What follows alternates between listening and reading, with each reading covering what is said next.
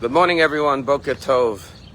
Everyone saw the press conference yesterday where President Trump announced his grand plan to move all the people from Gaza to Jordan and Egypt and other Arab countries and turn Gaza into a prosperous international place.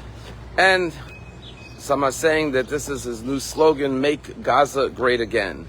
And biblically speaking, Gaza was a great place once upon a time.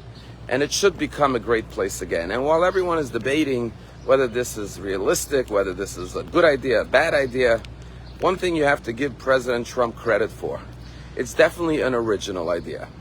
In this week's Torah portion, we have the story of the Jewish people leaving Egypt. And right in the opening verses, it says that God did not take them in the direct route to freedom. He didn't take them through the land of the Philistines, but took them in a circuitous route.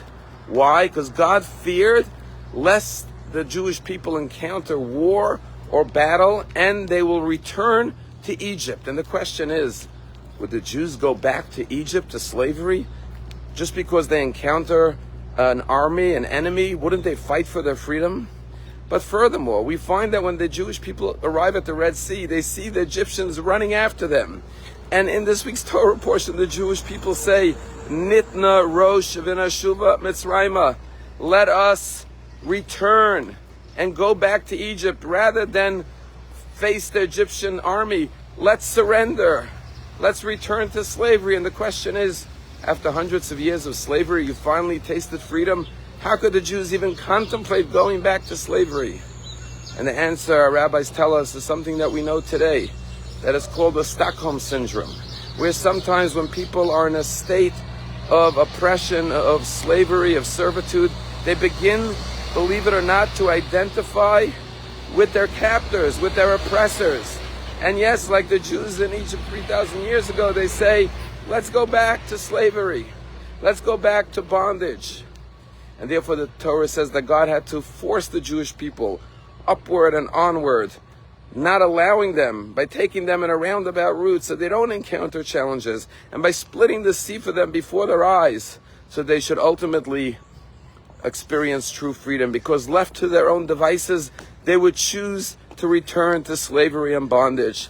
And this is true in history, and this is true on a personal level, that sometimes we make peace with our enemy, meaning to say that we begin to accept and tolerate unacceptable circumstances. And therefore, whether you agree with Trump's idea or not, one thing we have to recognize as the truth, and that is that after decades and decades of oppression, living in Hamas, authoritarian oppression in Gaza, experiencing abuse of the worst kind, the Gazan people unfortunately have come to accept their lot.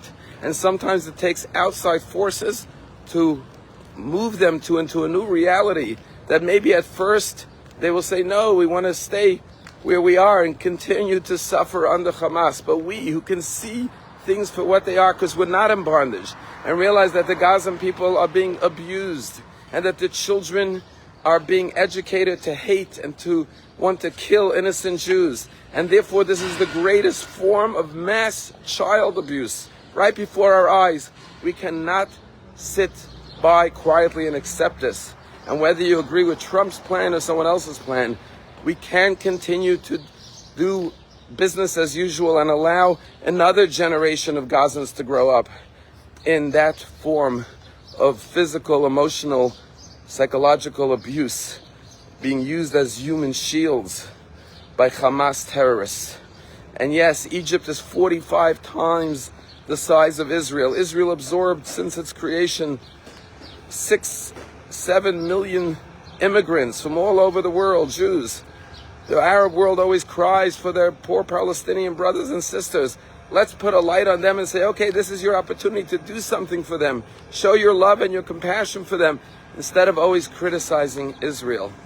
And at least, at a minimum, this will generate a new conversation about what is a real solution, rather than just doing the same old, same old.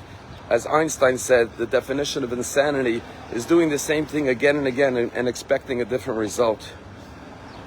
They tell a story of this guy who's driving down the street on a bitter, cold night, and he sees 3 people at a bus stop, freezing cold, shivering. One was an elderly woman.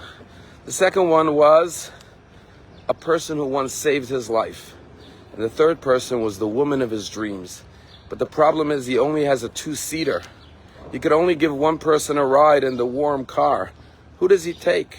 Who does he pick up? The elderly woman, the person who once saved his life, or the woman of his dreams? And this was actually a question that was proposed in a job interview to many candidates to see how they think. And the one who got the job, the winning candidate, was the one who said, I would pull up at the bus stop, ask the person who saved my life to get into the driver's seat and the woman to get into the passenger seat, and ask him to drive her home. And then I would wait at the bus stop for the bus with the woman of my dreams. Sometimes we have to think out of the box and come up with new options.